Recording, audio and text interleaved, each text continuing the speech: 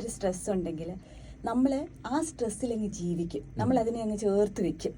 അതും ക്യാരി ചെയ്തുകൊണ്ട് നമ്മൾ അവിടെ പോകുമ്പോഴായിരിക്കാം കുട്ടികളുടേതായിട്ടുള്ള പ്രശ്നം, അല്ലെ വൈഫോ അല്ലെങ്കിൽ ഫാമിലിയിൽ ആരെങ്കിലും ഒക്കെ ആയിട്ട് എന്തെങ്കിലുമൊക്കെ ആയിട്ട് വരുമ്പോഴത്തേനും നമ്മൾ ആ സ്ട്രെസ്സ് മൊത്തം നമ്മൾ വിചാരിക്കുന്നത്, നമ്മൾ പറയുന്ന ആൻസർ ഇതാണ്, നീ കാരണമല്ലേ, ഞാൻ ഓൾറെഡി സ്ട്രെസ്ഡ് ആണെന്ന് എനിക്കറിയാമല്ലോ, ഈ സ്ട്രെസ്സ് ആ സമയത്ത് ഇങ്ങനെ സംസാരിക്കാവോ. ഞാൻ പലപ്പോഴും എൻ്റെ അടുത്ത് വരുന്നവരൊക്കെ പറയുന്ന, ഇവളോട് ഞാൻ പറഞ്ഞിട്ടുണ്ട് എന്റെ മുഖവും എന്റെ മൂഡും നോക്കി സംസാരിക്കണമെന്നുള്ളത്.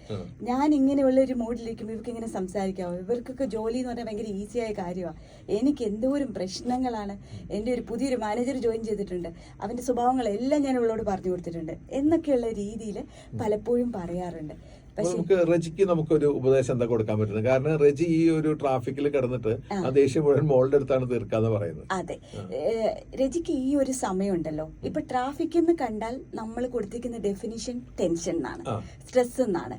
അപ്പൊ ആ ഡെഫിനിഷന് അത് എന്റെ ചോയ്സാ അല്ലെ. എനിക്കതിനെ പല രീതിയിൽ കാണാം. ഇപ്പം പലരും ട്രാഫിക്കിൽ കിടക്കുന്നതിനെ ഒരു ഓപ്പർച്യൂണിറ്റി ആയിട്ട് കാണുന്ന ആളുകളുണ്ട്. ആ സമയത്ത് ഈ പേഴ്സണൽ ലൈഫിൽ നമ്മൾ മുമ്പേ പറഞ്ഞ പോലെ പേഴ്സണൽ ലൈഫിലുള്ള ഗ്രോത്തിന് വേണ്ടി ഒന്നെങ്കിൽ ഇഷ്ടപ്പെട്ടൊരു കാര്യങ്ങൾ കേൾക്കാം. ഓഡിയോ ബുക്സ് ഒരുപാടുണ്ട്, എന്തെങ്കിലും നല്ല നല്ല കോഡ്സ് കേൾക്കാം. യൂട്യൂബിൽ ഒരുപാട് വീഡിയോസ് ഉണ്ട്, പാട്ടുകൾ കേൾക്കാം, പല കാര്യങ്ങളും, ന്യൂസ് കേൾക്കാം. അതേപോലെ ഇപ്പം രജി ഇപ്പൊ നല്ലൊരു കാര്യമാണ് ചെയ്യുന്നത്, നമ്മളുടെ ഈ റേഡിയോ കേൾക്കുന്നു അല്ലെ. അങ്ങനെ പല കാര്യങ്ങൾ അവർക്ക് പ്രൊഡക്റ്റീവായിട്ട് ചെയ്യാൻ പറ്റും. അതുമല്ലെങ്കിൽ പ്രിയപ്പെട്ട കുറച്ച് ആളുകളെ ഫോൺ ചെയ്ത് സംസാരിക്കാം. അങ്ങനെ പല രീതിയിൽ ആ ടൈമിനെ ഈസി ആക്കാൻ നമുക്ക് പറ്റും. കാരണം ഈ കുഞ്ഞ് എന്ത് തെറ്റാ ചെയ്തത് അല്ലെ. ഇപ്പം നമുക്ക് പലപ്പോഴും സംഭവിക്കുന്നത് എന്താന്ന് വെച്ചാൽ നമ്മുടെ ചോയ്സ് ആണ്. നമ്മൾ പറയും, ഞാനിപ്പോ പറയാം, എനിക്ക് റോയ് ചേട്ടൻ എന്നെ ദേഷ്യപ്പെടുത്തി, അതുകൊണ്ടാണ് ഞാൻ ദേഷ്യപ്പെട്ടെ, നീ എന്നോട് അങ്ങനെ സംസാരിച്ചിട്ടല്ലേ എന്ന് ഞാനിപ്പോ പറയാം. അതൊരിക്കലും നടക്കത്തില്ല. ഒരാൾക്കും എന്നെ ഹാപ്പി ആക്കാനോ സാഡ് ആക്കാനോ അപ്സെറ്റ് ആക്കാനോ പറ്റില്ല. അതെന്റെ ചോയ്സ് ആണ്. അതെ, ഞാനായിരിക്കണം തീരുമാനിക്കേണ്ടത് അത് സാഡ് ആക്കി എടുക്കണോ ഹാപ്പി ആക്കി എടുക്കണോ ദേഷ്യത്തിൽ എടുക്കണോ എന്നുള്ളത്.